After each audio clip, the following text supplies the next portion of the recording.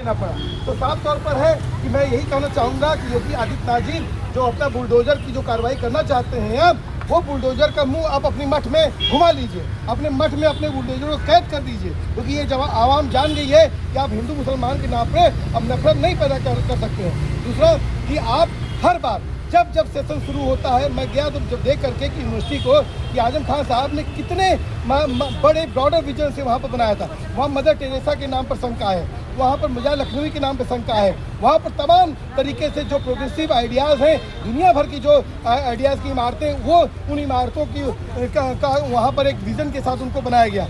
उसकी जो लाइब्रेरी है वो एक बड़ी लाइब्रेरी है और एक हिस्टोरिकल लाइब्रेरी है, तमाम वहाँ पर किताबें हैं, वो बड़ी फैकल्टी है। लेकिन जब सेशन शुरू होता है आप वहाँ पर कह देते हैं कि इसको हम बुलडोज करेंगे। और यहाँ पर सवाल ये भी उठता है कि पिछले दिनों वहाँ पर डीएम जो जिलाधिकारी डीएम है वहाँ के रामपुर के, वहाँ पर कैंप लगा करके एक दूसरी यूनिवर्सिटी के लिए एडमिशन की, ये यूनिवर्सिटी बंद हो रही है उस यूनिवर्सिटी में एडमिशन कराइए। बताइए, वो जिलाधिकारी रामपुर के हैं और वो रामपुर का की बेहतरीन जा करके दूसरे जगह की आप जा करके उसको यूनिवर्सिटी में वहाँ के बच्चों का एडमिशन कराना चाहते हैं। तो उस यूनिवर्सिटी को लंबे समय से वो जो योगी आदित्यनाथ की जो मुस्लिम विरोधी नीति है उसका वो शिकार है।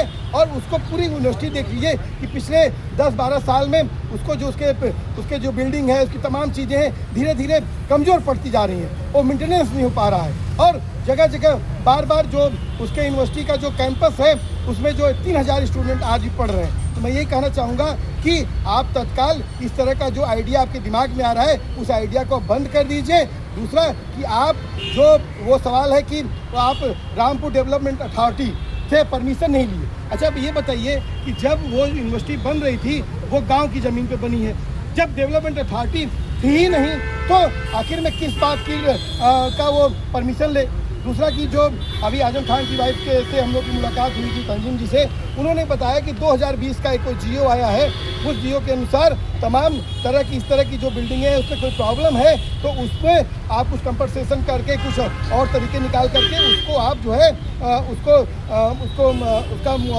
जो भी जुर्माना है उसको दे करके आप उसको यथास्थिति बना सकते हैं। लेकिन नहीं, आपके दिमाग में ये है कि आप एक सांप्रदायिक माहौल बना करके आप पूरे उत्तर प्रदेश का उस यूनिवर्सिटी के बल पे आप चुनाव कराना चाहते हैं। और वो यूनिवर्सिटी का मामला कब आया, आपके मैं संज्ञान में लाना चाहूँगा कि वो मामला तब आया कि जब आपके यहाँ चंदा चोरी का मामला आ गया, जब अयोध्या में राम मंदिर में चंदा चोरी का मामला आया और चंपत राय से लेकर तमाम लोग निशाने पे आए।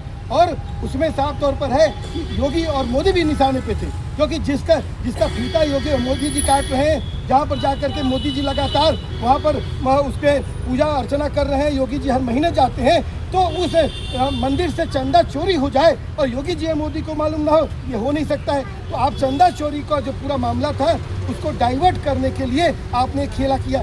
उसी तरह याद करिए कि ओम प्रकाश राजभर ने कहा कि अखिलेश यादव के इतने सांसद छोड़ करके जा रहे हैं, मतलब ये आप चंदा चोरों को बचाने की कोशिश कर रहे हैं। तो साफ तौर पर ये आवाम जान गई है और ये बुलडोजर किसी भी कीमत पर नहीं चलने देंगे। और रामपुर की जो यूनिवर्सिटी है, जौहर अली की जो विरासत है, उसके साथ हम खड़े हैं और लंबे समय तक खड़े रहेंगे। क्या नाम है आपका? नाम राजीव है।